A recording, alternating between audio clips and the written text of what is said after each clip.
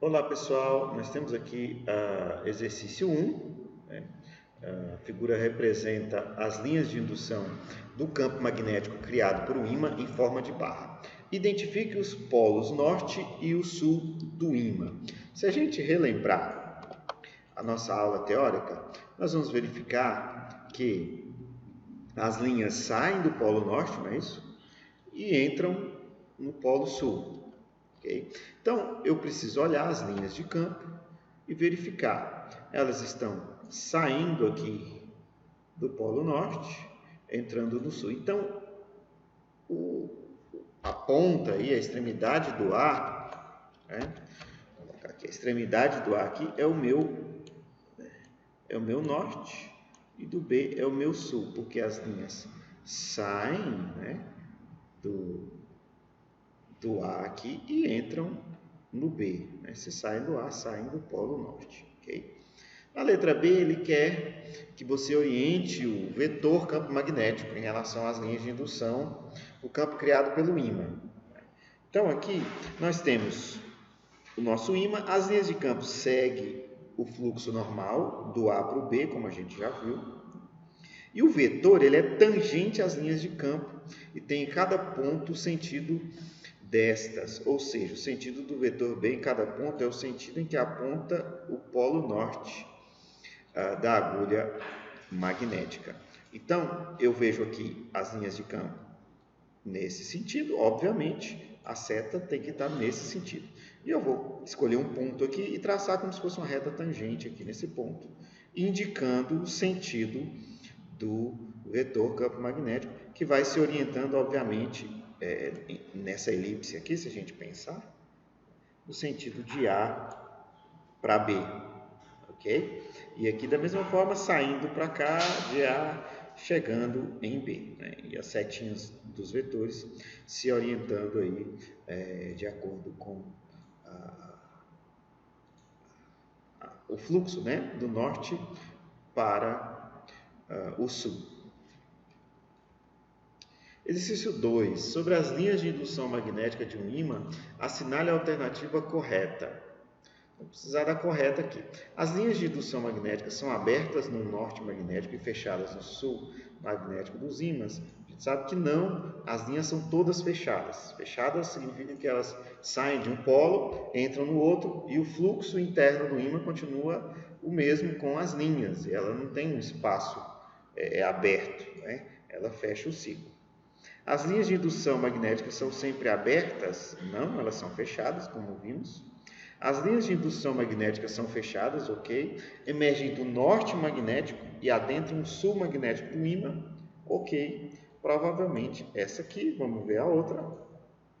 Um ímã pode apresentar apenas o sul ou apenas o norte magnético? Não, o ímã vai ter sempre os dois polos.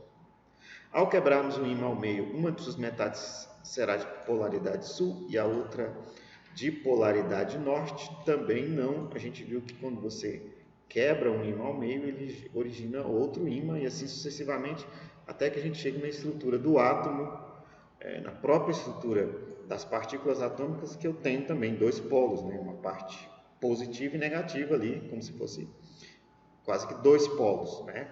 Dois opostos. Então, é errado essa aí, letra C, número 2. Exercício 3, classifique no caderno as afirmações a seguir em verdadeiras ou falsas, justificando a resposta, quando necessário, né? Ponto 1. Convencionou-se que a parte do polo norte de um ímã em forma de barra é aquela extremidade que, quando o ímã pode girar livremente, aponta para o norte geográfico da Terra. Exatamente, pessoal. Eu chamo o norte do ímã de norte porque ele está alinhado com o norte geográfico. Essa é a ideia. Na geografia lá, o norte está para tal lugar, né? Então, é por causa disso que eu chamo a extremidade do ímã, uma das extremidades de norte. Porque quando eu solto ele livremente, ele aponta para o norte geográfico. Polos magnéticos de mesmo tipo se repelem, ok? E polos magnéticos de nomes contrários se atraem. Então, a primeira é verdadeira, a segunda é verdadeira. Quando se quebra ao meio um ímã em forma de barra, obtém-se dois novos ímãs, cada um com apenas um polo. Então, pessoal, eu quebrei o ímã Eu tenho norte e sul. Se eu quebrar ele ao meio, eu vou ter dois novos ímãs com norte e sul, né? E outro ímã com norte e sul. Então essa aqui é errada, F. O polo norte de um ímã é atraído pelo polo sul magnético da Terra, que fica nas proximidades do polo norte geográfico terrestre. Correto, pessoal. O polo norte de um ímã, que coincide com o norte geográfico, é atraído, de fato, pelo sul magnético da Terra, né? Já que é o norte. Então, a região da Terra para a qual ele aponta, região física, né? Da Terra em si, da matéria, a gente chama de sul magnético, apesar de que o norte do ímã aponta para o norte geográfico, né? Então é verdadeiro.